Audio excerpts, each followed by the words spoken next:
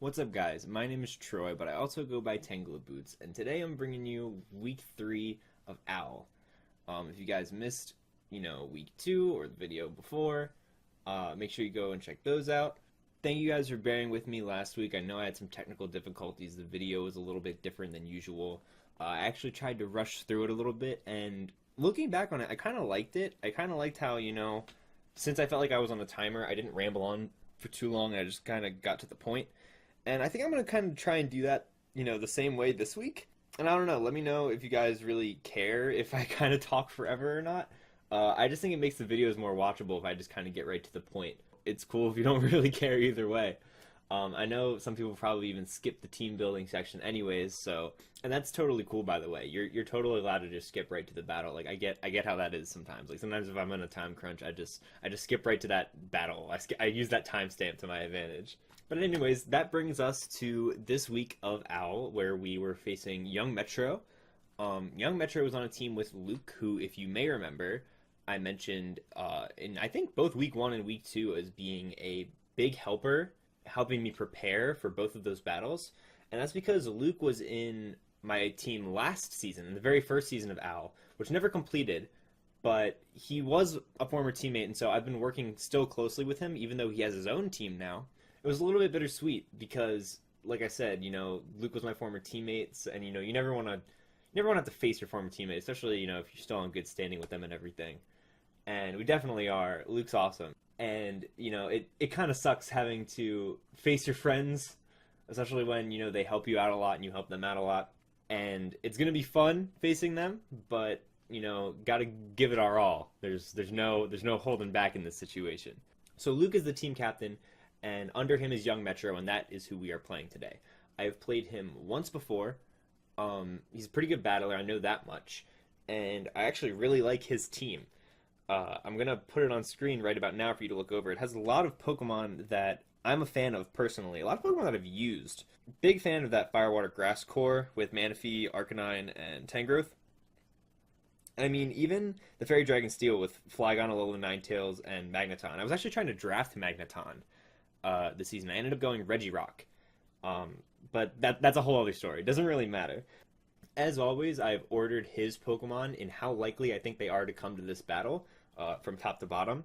And so without further ado, giving you a chance to look at that, I'm just going to kind of start getting right into the team that I decided to bring this week. Starting things off, we have this Volcarona. Volcarona's back. Took a little break week 2, back for week 3. We got a straight up Quiver Dance set, which is what I brought week 1. It didn't really work though. I never really got a chance to use it. I never brought Volcarona in. It never felt like the right time. Doesn't matter though, because we totally won that week. But even still, Volcarona didn't get its chance to shine, and I realized it does have some potential here, even though it doesn't seem like it. You may look at this team and notice, like, man, that Manaphy and that Mega Aerodactyl kind of just both shut down Volcarona completely. And you'd be right, except I have some tricks up my sleeve. Z Bugbuzz will definitely be able to take care of that Manaphy if I'm +1. And unless he's Z Rain Dance, which he'd have to get up before, Volcarona even comes in. He's not going to get the +1. He's not going to be Choice Scarf Manaphy. And so I will be able to take out Manaphy with that easily. Now the Hidden Power Rock is for that Mega Aerodactyl. So if it is chipped down by Stealth Rocks, I will have a really, really good chance of killing that thing with Hidden Power Rock at +1. And I will be able to outspeed it too. So that's huge. I'm max speed just so I'll be able to speed tie a Flygon if he brings a Scarf Flygon, and I'm +1 with Quiver Dance. The Hidden Power Rock will also be usable against that Arcanine. If I don't need to use Z Bugbuzz on the Manaphy, like let's say Manaphy's been chipped down a little bit, or I get beyond +1, I can use Z Bugbuzz on that Arcanine when I'm in Swarm range, actually, to kill it, which is insane. Volcarona is so good. So yeah, Volcarona is pretty basic, but I mean, actually a lot of my sets are pretty basic this week. But sometimes that just works, man. Sometimes you just gotta not overthink it. This is this is what we're doing. We're doing 252, Quiver Dance, let's kill things. Speaking of killing things, next up is this Rotom Mow. Now, Rotom Mow has been, on the defensive side of things these past 2 weeks, but we're changing it up here. So with Choice Scarf, I'll be able to outspeed a lot of things, even though I'm modest. The thing I won't be able to outspeed is that Mega Aerodactyl, which is a little bit of an issue, not gonna lie, but we'll get more into how I'm gonna handle Mega Aerodactyl later. Just based off of Rotom Mo, the really cool thing is I have Trick, which I can put on a lot of things to kind of shut them down, namely potentially the Magneton, potentially the Tangrowth, and even the Uxie if it's not a Z move. Now, the main reason I'm bringing Choice Scarf Rotom is for the Manaphy. Leaf Storm's absolutely going to shred it apart. Volt Switch isn't going to kill it. It can kill it if it's been chipped down a little bit. But basically, his team doesn't really like Leaf Storm a ton regardless. If you just look at his team, you can see how Arcanine probably will have to switch in on rocks, so he takes some rock damage. And Leaf Storm isn't going to do a ton, but it's going to do a little bit. If I'm max special attack modest, it's going to do a chunk that he's not going to appreciate. Volt Switch I kind of just spam on everything except for that Flygon, which is why I have Hidden Power Ice. If I've tricked off my Choice Scarf, I can play a little more around with that. But basically, I'm kind of just bringing in Rotom whenever Manaphy comes in to Leaf Storm it. I just need to kill that thing. I don't have a ton on my team, like if you notice, to really hit that Manaphy in terms of the Pokemon that speed tie it or outspeed it, which is a bit of an issue. So I kind of needed to Scarf Rotom this week in order to accomplish that. I basically need to get off that big Leaf Storm, or, you know, the Volt Switch the Volt Switch is safer if he's been weakened some. The Speed EVs are so that I can outspeed a max speed Magneton after I lose my Choice Scarf. Obviously not if I give the Choice Scarf to Magneton. If I'm in a situation where I'm against Magneton, I will be able to Volt Switch on it first, potentially dodging a Hidden Power Fire or Hidden Power Ice. Next up, we got Miltank. You know, Miltank's one of my favorites, man. I gotta keep bringing it. You know, the whole set is pretty standard. Stealth Rock, you know, it's pretty good against him this week, not gonna lie. Chipping down both of his flying types, which again, I have a huge weakness to, and then Arcanine. Chipping down that Arcanine is definitely a big deal. And even that Alolan Ninetales, you know, he has a lot of things that really don't appreciate taking rock damage. And then in terms of removal, it's really only the Flygon that wants to be on defog duty. Staraptor and Aerodactyl both like to focus more on offense. You know, they don't really have room for defog on their move slot. Sometimes I see Staraptor being able to fit it on, but not always. Generally, you kind of just want to go, you know, balls to the wall offense with that thing.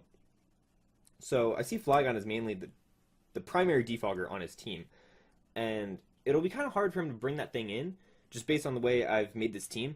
So yeah, I don't really see him being able to remove my rocks too much, especially if he brings Scarf, because then he has to lock himself into defog, and that's no fun. So yeah, we've got Stealth Rock. He has no Ghost on his team, so Seismic Toss is the move of choice this week.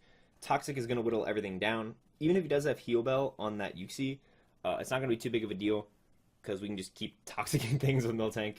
And then Milk Trick is obviously just to stay healthy. Speeding right along, next up we've got Vaporeon. Now, Vaporeon is also standard, and this is the way we're going to be handling Mega Aerodactyl. It's just max HP, max defense, fat wishes. We're healing the whole team up. Roar is specifically for roaring up Manaphy. Now, Manaphy is a bit of a tricky case because he can have Energy Ball, but just Energy Ball alone doesn't do a ton to me. And a Tail Glow Manaphy with +3 Energy Ball doesn't kill me, which is really nice. It does a crap ton, but it actually doesn't kill me, which is super nice. So the idea is, since he can't kill me with just a normal Energy Ball, I click Roar on any turn he basically goes for Tail Glow while Vaporeon is in on the Manaphy. The reason I didn't go for Haze over Roar, like how I did last week against Azumarill, is because I actually can handle Azumarill and take any hit from it. Whereas, you know, Manaphy can still kind of damage me with the Energy Ball. It does, like, I think, like 30-some%. And that's not something I want to play around with if he gets special defense drops. Also, I went with Haze instead of Roar. I would eventually get put in a spot where if he just kept spamming Energy Ball, I needed to click Wish one turn, and that would give him a turn to get off the Tail Glow. So just getting him out of the picture is much better this week. And also, with all of his Stealth Rock weaknesses, I can chip down his team pretty easily by just phasing things out with Vaporeon. Next up, we've got Scizor. You could kind of already see that. This thing is not as standard as the rest of my team is. So this week, I kind of wanted to focus on the fact that I think Magneton is a pretty likely bring for him. Considering my only ground type is Garchomp, and, you know, that 4 times a week to Hidden Power Ice, it's very easy for him to kind of just like Volt Switch, Thunderbolt, and Flash Cannon around my team, and then just predict the Garchomp switch in and go for that Hidden Power Ice. I don't actually have Garchomp this week, but it would be easy for him theoretically to do that. So that's why I think it's pretty likely for him to bring it, especially since I don't have Garchomp this week. If Magneton does come, it leaves my team even that much more weak to it. So the idea here is basically to kind of handle either set he could have when it comes to Magneton. Now, if he has a more bulky Magneton, where he invests in HP and he has Eviolite, he's not going to have an investment in speed. So that's what those little bit of speed EVs down here are for, is being able to outspeed a no-speed Magneton. The threat of Magneton, by the way, when it comes to Scizor, is that he could trap it with Magnepull. That's the whole crux of this situation, is that my Scizor could potentially be trapped in against this Magneton, so I wanted to have Superpower to be able to handle it. The HP and special defense is to take that aforementioned Hidden Power Fire, and then the attack is just, to put out that damage. And I went with Adamant just because, it helps since attack is basically his highest stat. Now, if he is a Choice Scarf Magneton, I should still be able to take that Hidden Power Fire. It's a roll, but I should still be able to take it and then click Superpower and kill it. So that's really sick. The leftovers is going to be key in keeping Scizor healthy, and obviously passing Wishes to it since I don't have Roost on this Scizor. I feel so naked without having Roost on a Scizor, but that's what we're doing this week.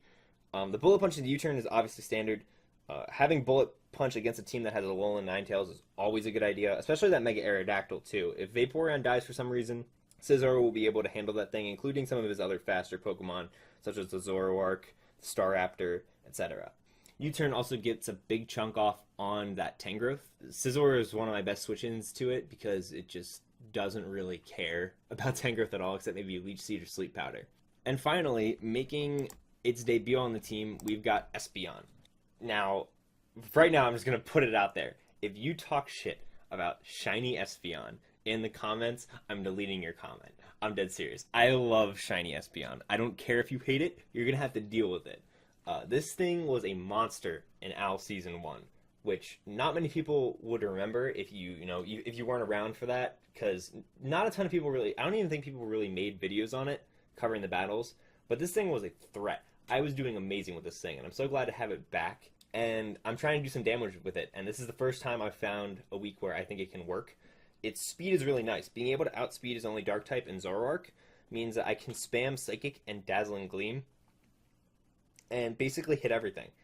I actually had Hidden Power Fighting at first, but then I switched it to Dazzling Gleam. I only had Hidden Power Fighting just because I was a little bit preoccupied with that Magneton, and I realized it was a little bit silly at this point because I had a decent amount of things to help beat that. So yeah, the Psychic is really spammable, especially on that Tangrowth. That's why I went with Psychic over Psyshock, because I want to hit that low special defense. And then Shadow Ball is just to hit that Uxie. I don't really expect Uxie to come, but it is his only real Stealth Rock setter, so it would be nice to hit that thing, especially because it switches in so easily to Espeon. And Morning Sun is just to keep it healthy. And again, not like Toxicroak will come, but it's great to just have a Pokemon that kind of just invalidates its existence with the Psychic. Yeah, just overall, I saw Espeon as a really solid special attacker this week, and so that's why it's coming. And so that's going to do it for the team builder. I know this is a pretty basic team I'm bringing right here, but I mean, this is just what I think works this week. I know there's not anything, super fun on this team, super wacky or creative, but I'm just trying to win this week. We've got a pretty good stride going at 2-0, and I want to make it 3-0. And so this is the team I think that can best do the job. And there's not really much more to it than that. These are the Pokemon that I love to use, and so I'm going to have fun no matter what, regardless of what kind of sets I bring. So yeah, let's go over and jump over to the battle and see how this played out. And so here we are, guys, in the actual battle. I got a lot of his team right in terms of what I was predicting him to bring. He brought the Tangrowth, which isn't super surprising. It fills out that Fire, Water, Grass core. It doesn't have a great matchup against some of the Pokemon that I brought, such as the Scizor, the Volcarona, and even the Rotom-Mow. But I can still see why he brought it, I guess, just to finish out that core, try and spread some status, I suppose. And then he brought that Staraptor, which is actually pretty smart, considering my team is so flying weak. I don't know why Arcanine and Flygon are kind of frozen on this screen. They're frozen in the replay too, so I'm kind of sorry about that. I don't really know what's causing it. I've tried refreshing the page so many times. I don't know what the deal is. But anyways, that's not the point. looking at his lineup, my thought process was, first of all, no Yuxi, which means no Heal Bell. I'm not expecting this Manaphy to be carrying Heal Bell, and so status is going to be here to stay no matter what. And he doesn't have his Steel type, Magneton, so Toxic is super spammable in this game. I can Toxic pretty much anything. He has no way of really healing that off, and so that's pretty huge in terms of chipping his team down. I'm going to want to get up Stealth Rocks pretty early, maybe not immediately because that Flygon did come, and that's going to be able to defog 3 sets of wings, so, you know, something's going to defog here. But I do want Rocks up, because I would like to chip down those 2 flying types and that Arcanine. Looking at it, Volcarona definitely is viable in terms of sweeping, definitely keeping that in the back of my mind. Other than that, pretty much everything is what I expected, and yeah, I'm pretty much going to lead Miltank, because like I said, it has Toxic, and I'm going to be able to poison anything if I want to, and I'll also be able to get up Rocks on pretty much anything here. Nothing here threatens Miltank a ton, unless I start trying to set up. And so let's actually start the battle here. He is going to lead his Flygon, and I am going to lead my Miltank. Now, already going to pause the battle turn 1. Flygon is a bit of an issue this game. I didn't talk about it a ton in the team builder, but I'm just kind of looking at it, and if he has, you know, let's say Dragon Dance, Earthquake, Dragon Claw, and Fire Punch, he could kind of sweep me, like, already. If he Dragon Dances. I mean, depending on what his set is. He doesn't have a Z move, but, like, I can't play around with this Flygon, basically. It could definitely put in some work. He doesn't even have to be Dragon Dance. He could just be Scarf Adamant, and it could do a decent amount of damage, and damage I don't want done to my team. So, I'm kind of thinking he might try and stay in here. He could also be Scarf, and this could be a pivot. But I'm realizing either way, a really good play is just clicking Toxic here. If he's like a more bulky Flygon that's actually just a defog variant, I don't want to get Rocks up because then it'll just defog them away immediately. I just want to put this Flygon on the timer since it is a little bit of a threat to my team. But he's going to U-turn, and that's definitely putting in my head that this is a Choice Scarf Flygon. And he's going to go right into Staraptor. So putting this thing on timer is pretty good too, especially because it'll be whittling itself down with Brave Bird, probably. And so I don't want to get my Rocks up just yet. I'm actually going to just Milk Drink this turn to try and scout for damage to see, you know, if he's Choice Band or not. And that actually isn't Choice Band damage. So I don't really know exactly what the Staraptor does, but he's just gonna kind of stay in with it. He just clicks Brave Bird again, and I'm like, wow, is he just gonna give me Staraptor here? This time I get up Rocks because I just see, like, I can definitely take hits from the Staraptor. And I'm just gonna Milk Drink right here as he Brave Birds, and he's going to knock himself out to the Toxic. And so that's one Pokemon already down. He kind of just let Staraptor die. I don't really understand why, but I'm sure he has his reasons. But here he's just going to go into his Manaphy, and he's obviously going to try and set up immediately. So I have to go into my Rotom. You know, this is my dedicated Manaphy answer since I'm Choice Scarf. And he's going to go for the Tail Claw. He probably suspects something here, because assuming he has Ice Beam, he could have killed me there, but I am Choice Scarf. So I'm just going to throw a big Leaf Storm. This does a ton to Tangrowth, way more than I expected. I don't even think this thing is sassy. But yeah, that's a lot of damage. He's definitely not Assault Vest, I can tell you that. So the Manaphy's out. I've avoided him getting the Tail Glow up, and now Tangrowth has taken a nice chunk of damage. I don't want to stay in on this Tangrowth though, obviously, because I can't kill him with another Leaf Storm, even if it's a crit. So I'm just going to go into Espeon. I was predicting him to kind of throw off a Toxic there, but this works out, having Manaphy in, because I outspeed it, and he doesn't have that Tail Glow up already. I expected him, you know, with Tangrowth to either go, like I said, for the Hidden Power Fire maybe, or Hidden Power Ice against that Rotom, or, you know, something like Toxic to try and start whittling it down. So I was trying to bounce that Toxic back, but this ended up working out as almost kind of like a prediction, because now I get to throw off a Psychic since Zoroark didn't come. So that's exactly what I'm going to do. He's going to switch out into his Arcanine, so I get some nice chip damage with those Stealth Rocks. And Psychic does a sizable amount, 38%. If he didn't have leftovers, I would have probably clicked it again. But I don't want to stay on this Arcanine because I know if I don't kill him, he could probably kill me. I'm going to go into Miltank because this is my thick fat Pokemon, and he just goes for Morning Sun, which was a really smart play. But this gives me another chance to throw off another Toxic, because his only Toxic Pokemon was Staraptor, and now that's dead. So he's going to throw off a close combat here, and that only does 45%. Like, this Miltank isn't even, like, max defense Imbish. That's insane. Another important part to notice is that I outspeed this Arcanine, which means it has no speed investment. If I were him, I probably would have put in that little bit of speed just to outspeed like a no speed Miltank. But I mean, I guess it's not super worth outspeeding. But he also had close combat, so I don't know. In this case, though, since I do outspeed him, like this is great. I can just stay in on this thing and keep clicking Milk Drink. So that's exactly what I'm gonna do. Miltank is just kind of a beast and shrugs off those hits like it's nothing. He is going to stay into Toxic Me, and that's pretty influential since I don't have Heal Bell this week.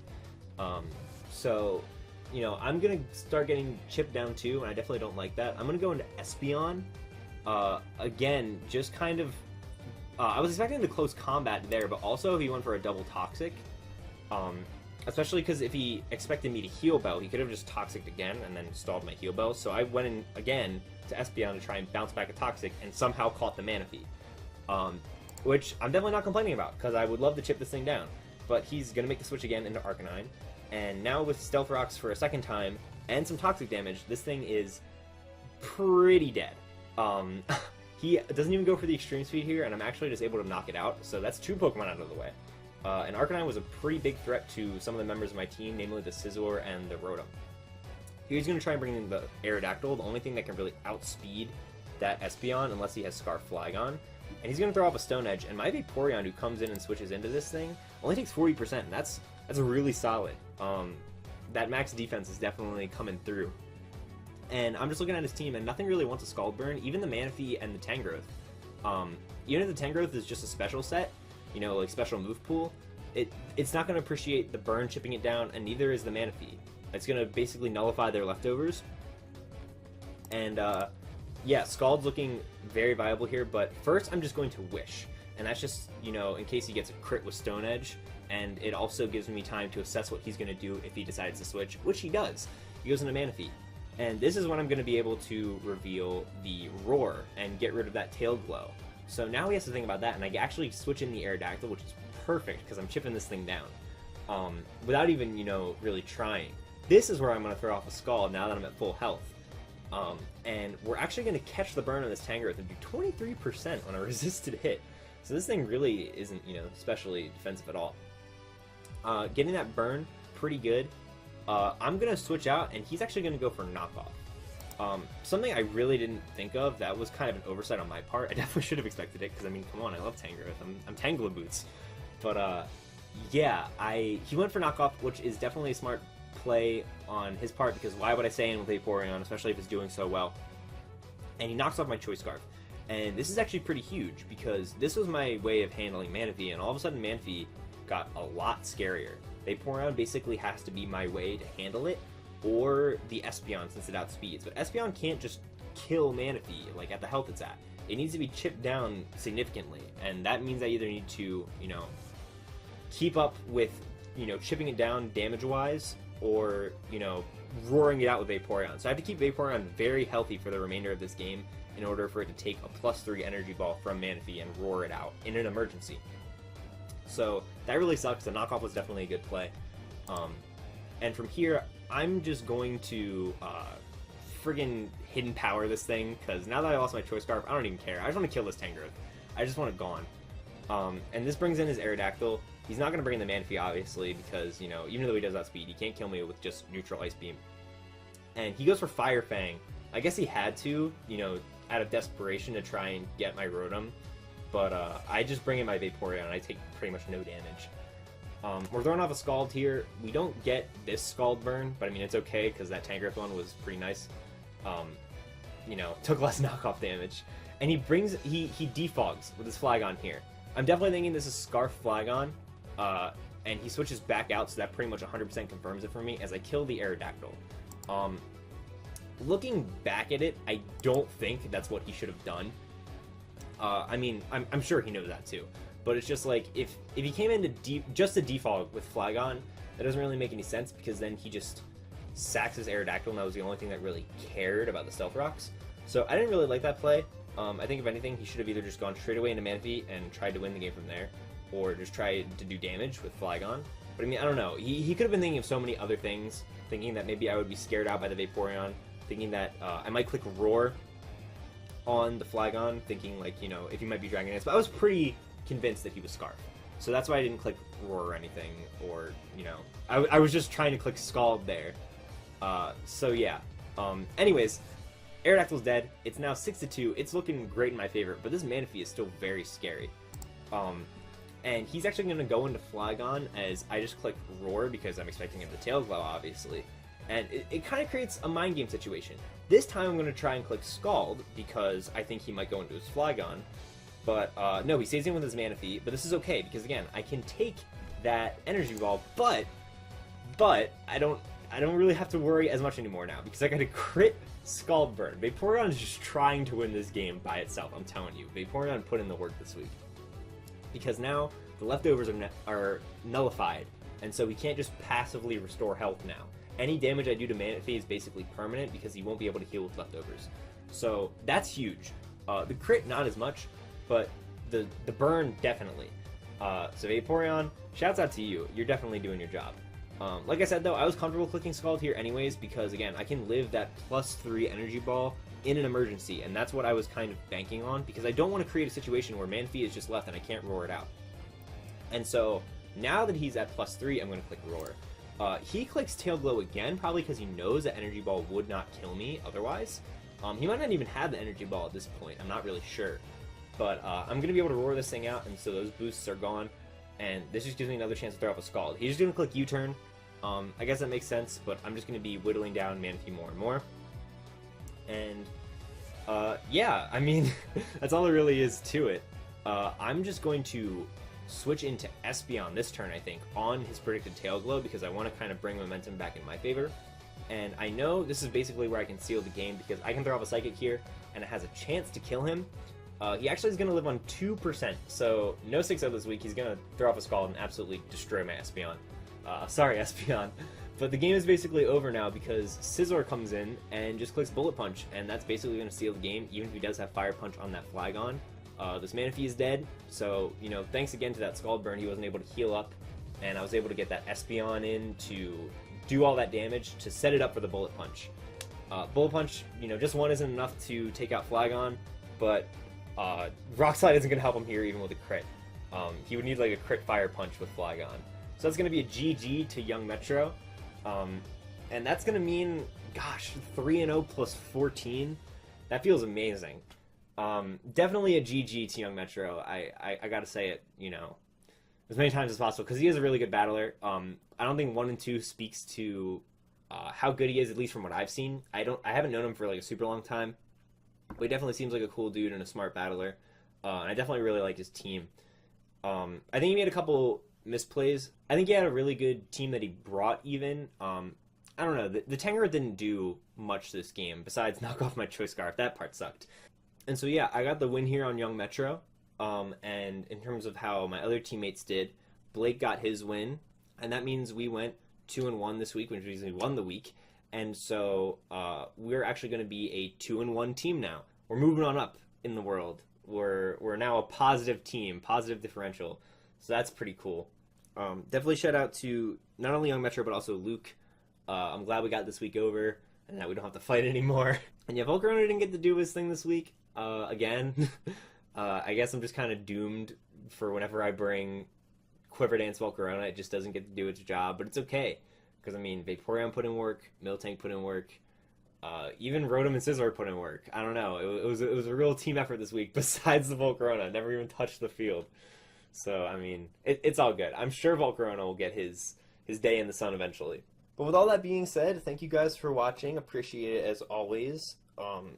I will be back with more videos from Al soon. And yeah, I think that's about it. I will see you guys in the next video. Peace out.